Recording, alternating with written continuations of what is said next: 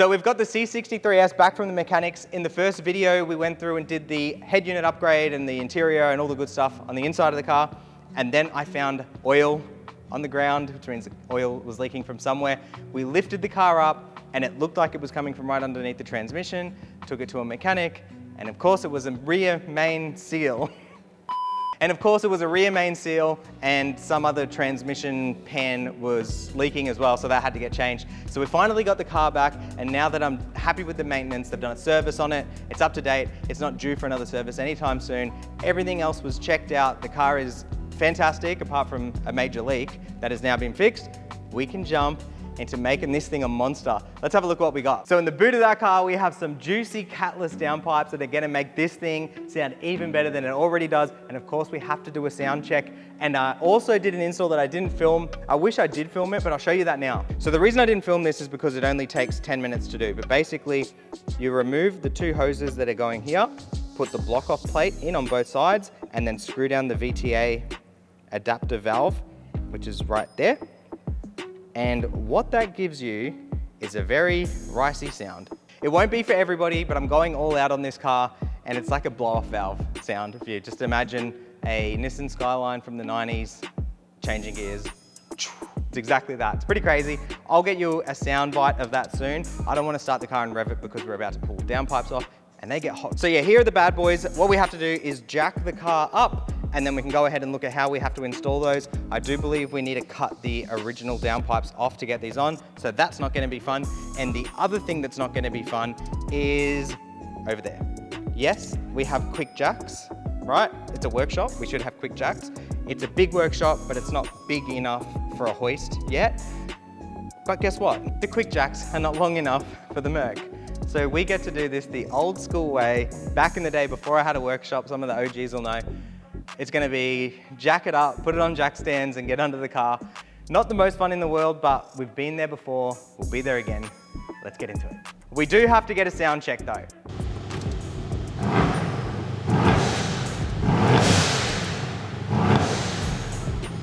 So we're going to take the intakes off before we jack the car up. Now, little did I know, in all of Mercedes' wisdom, these intakes are just clipped in. You do not have to unscrew them. Here I am unscrewing them completely and dismantling them without realizing that they just unclip. You can pull them right off and they'll come out. So once we've got them dismantled, all I'm going to do is grab the last little connector, disconnect that, and then we're going to go ahead and do the same thing on the other side. I wish I knew that you could just unclip them. Anyway, moving on. Same thing here, guys. This was just on clips. I saw 10 mils, so I removed them, and I very quickly realized that cover right there just unclips as well. But lastly, here we have this heat shield, a bunch of 8mm on it. You do have to unscrew this heat shield. So we're gonna go ahead, unscrew all of the screws on this heat shield. We can lift the heat shield up, and we can get a really good look at the O2 sensors and the top side of the cats right here. I haven't played this back yet, so I don't know if you heard the blow-off valve through that video, but I could hear it extremely loud. So let me know if you can hear it, or it'll just be completely obvious or not obvious at all, we'll see. But it's a good sound check. So if you can hear the blow-off valve over the exhaust, it's a good test for when we go catless to see how much louder it is. I don't know if that makes sense. All right, you get what I mean. Time to get this thing jacked in the air, old school style, jack stands, ramps, you know it. We're gonna go ahead and do that. We get the front side done, then we can move over to the back. We'll get the back jacked up. James and I are gonna spend way too long figuring out where to put this rear jack stand. We'll finally get the car down on the jack stand and we can get under the car and look at the tiny amount of space that we have to work. So we've got the rams underneath the front, jack stand, and we've lifted it up as far high as we need to go. I've got this side higher than this side. I think that is enough room that we need to get under the car and work around there.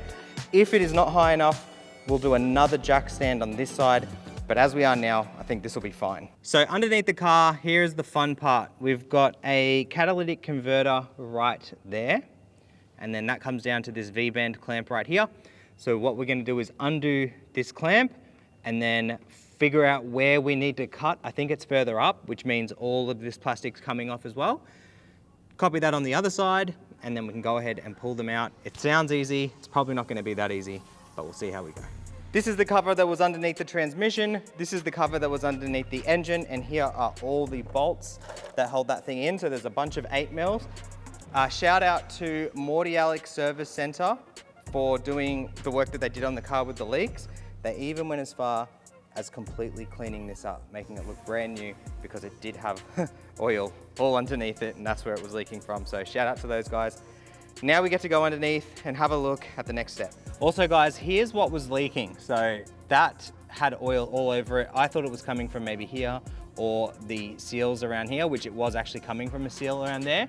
But if you track the oil coming up through here from up above all of that, it's very likely a rear main seal. So just keep that in mind. Anyway, back to regular programming.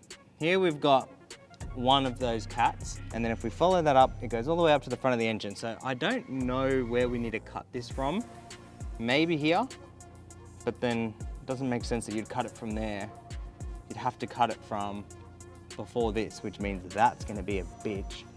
So I'll do some more research and let you guys know. So after being underneath the car, it's pretty obvious that an angle grinder is not going to work because we'll end up cutting something very important. So I just went down to Bunnings. We got this big beast. That is gonna get up right into where we need to go, cut straight through, and then we can pull the downpipes out. Sounds nice and easy, guys, but this ended up being a massive headache. We tried a lot of different tools to get this pipe cut, and I'm going to tell you now, it is not easy. Let's go over to the bench and have a look at what was really involved in getting these cut out. All right, bottom section of the cat is out. We've cut it. As you can see, there are a few cut marks there. This is extremely difficult to do with that much space, like extremely difficult. But I wanted to show you guys this. So we went and picked this up. In the kit, you'll get 2 of these. They're both useless. That got destroyed. The other one got destroyed. We bought a packet of these. Useless. They didn't work. A packet of these we haven't tried yet. A packet of both of these. Useless. They didn't work.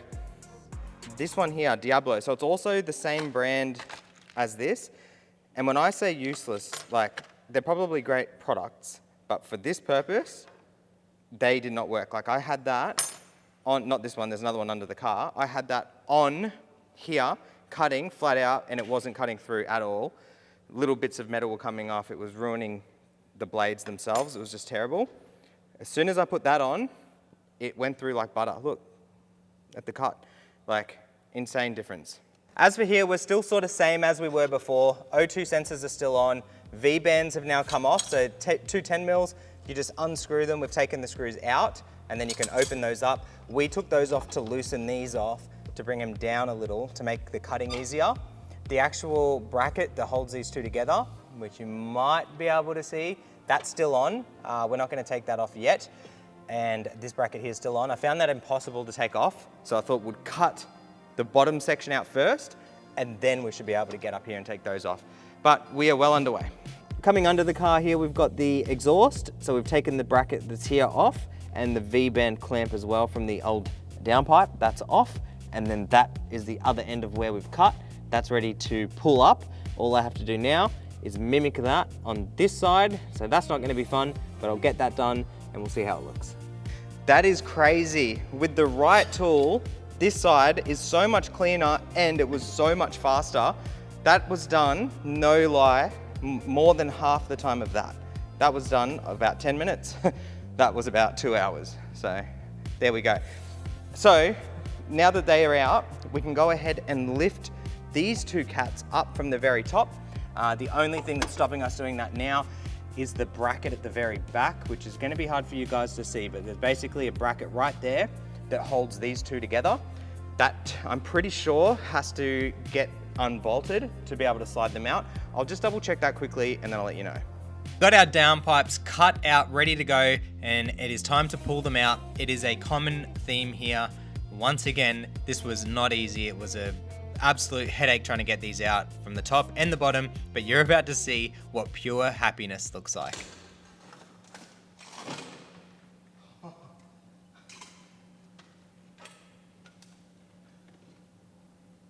Day 2 on the Merc. Now I did have to go and pick up this tool right here, and that's so we could get the oxygen sensors off. I am struggling to get that one off from this area, and I think it's also getting in the way of bringing this left side, the driver's side pipe through. I also think we cut it a little too long, so it's really struggling to come up and through the way that we need it to. So I've zip tied it up there nice and tight, and I'm just gonna get the cutter out because we've got heaps of room in here, and I'm just gonna try and cut it right there. Don't know how that's gonna go, but I'm gonna give it a try, and then we should be able to get them out and finally start putting the new ones on. So definitely not ideal, but we were cutting them anyway, so they weren't gonna be saved, and we're really struggling to pull the driver's side out through the transmission tunnel where it just kept getting hit. Even with 2 of us, one at the top, one at the bottom, we couldn't get it through. So there was plenty of room in there to just go ahead and cut it out. So now that they are completely cut out, I will say it's not the easiest thing to do if you're gonna cut them out. It's, in my mind, it was unbolt, unbolt, cut, pull out. It's a lot harder than that, but they are out. So what we can do now is clean up all of the engine bay area, do a little vacuum and have a look in there while everything's apart. Then I'll start building the new catless downpipes and we'll chuck them on. Here we have the brand new, and here we have the cut out old. Guys, just the weight savings alone. Look at that. That is going to be crazy. Here we have the brand new downpipe, 2 oxygen sensors put back on. I've just got to double check our photos to make sure that they're in the right spot, but I'm pretty sure they are. Now we can go ahead and put this on the car. Here we have the driver's side in, ready to go. O2 sensors are in. If you think this is going to be a lot easier to put in because there's no cats, think again. It's just as much of a pain, but that side's done. We're going to get the other side done, and then we can put the heat shield on, the bracket on, and we should be well underway. So anybody doing this on a right-hand drive car, we got this side in and then started on this side, and then quickly realized this side has to come back out. So we didn't take it all the way out, we just dropped it down, and that was enough to get this side in. Now that this side is in, we can V-band clamp, pull that back up, V-band clamp, put the heat shield on, put the bracket on, screw it up. Passenger side is now in. This is the second part of the downpipe, so there's 2 parts to it. Second part is right here. That has a V-band clamp that comes in the kit right there. And then on this side, you just use the original V-band clamp, and then moving over. Exact same thing on the driver's side, new pipe, original V-band, new V-band clamp up there. And then we just have to go ahead and run the oxygen sensors and plug them in. The original brackets that hold the exhaust is all back in. So we should pretty much be ready to finish up at the front and start it. Here we go, everything is now in, ready to go. We've got the original brackets in. They were very hard to get on, so keep that in mind. Original heat shield is on. Now all I need to do is put the covers on, put the intakes on, and we can start this thing and make sure there are no exhaust leaks. There we go, everything is back together. We've still got the car in the air because we need to check for any exhaust leaks, but this is gonna be first start. Let's see how this thing sounds catless. Did he open the exhaust valve? Yeah. Oh, really? Yeah. Good. All right, Jay, go. Go, Jaden.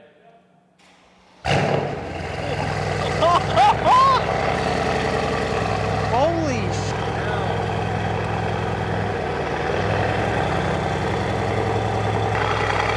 That's menacing. That is so loud. Oh my God. What does it sound like in the car? Bro, it sounds fucking like louder than it was. I'll tell you that. This is with the valves closed, so it's much quieter. Give it a little tiny rev.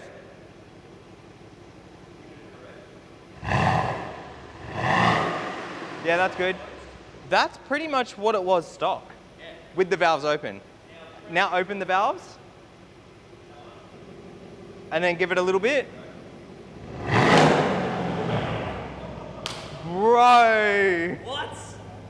Dude. That's off its head. I'm glad we put everything back together. I'm glad that I tightened everything up down there because there is no exhaust leaks, and the thing is freaking crazy. It sounds insane. We're gonna put the car down, we'll go outside, get a few clips, and that is a catless downpipe done.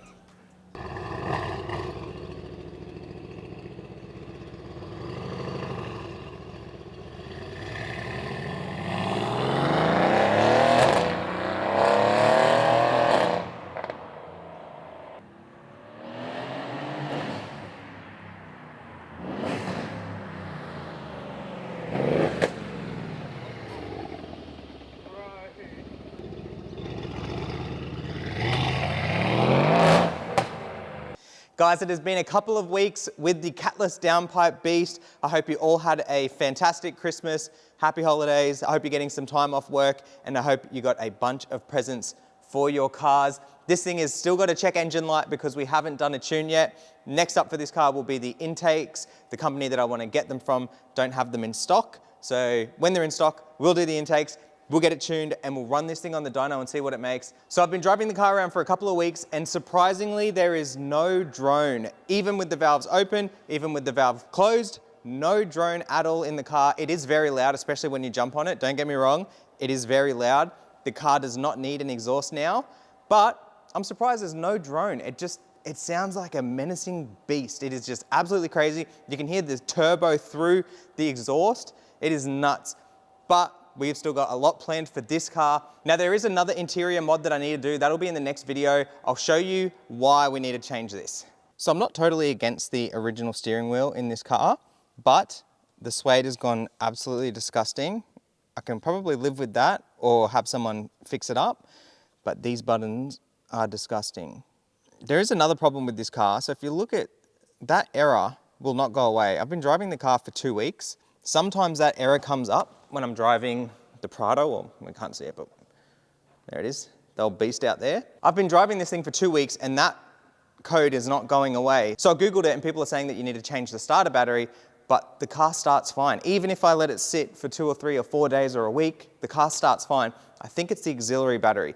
I'm gonna change the auxiliary battery and let you guys know. I think it's a common W205 problem, so having a video showing, what it most likely will be is good. Obviously, if the car's struggling to start, then you need to change the starter battery. Car starts fine. Back to that steering wheel. So I don't mind the original steering wheel, just all of the gross buttons have gotten disgusting and the suede's gone gross. So I have this. In amongst all of our other steering wheels, you'll see right here, this has been sitting here for a little while now. What do we have? Carbon fiber. I know a lot of people preferred the wood grain from the previous video, but this is carbon fiber. I like carbon fiber. And it's gonna use the original airbag as well, but the buttons are all good. I've been contemplating doing that wheel because I was going to do the facelift wheel with the little touchscreen pad, and it just looks way, way better. It is a crazy wheel, but I'd already bought this wheel after I realized I could do the facelift wheel. I think I'm just gonna do this wheel anyway, and then I'll drive around with it, and if I hate it, we'll do the facelift wheel, and I'll gift that to one of you guys. So that is our straight piped C63S. Let me know what you think in the comments below. I know a lot of you are gonna have some thoughts on this about how loud it is, because it is pretty loud. It is what it is. If you have any other questions, drop them in the comments below. Subscribe to the channel, like the video, all the rest of that stuff. Catch you in the next one. Peace. They say I wouldn't do it like I won't. They say I couldn't do it and they feel. They say I wouldn't do it and I fall. They say I couldn't do it.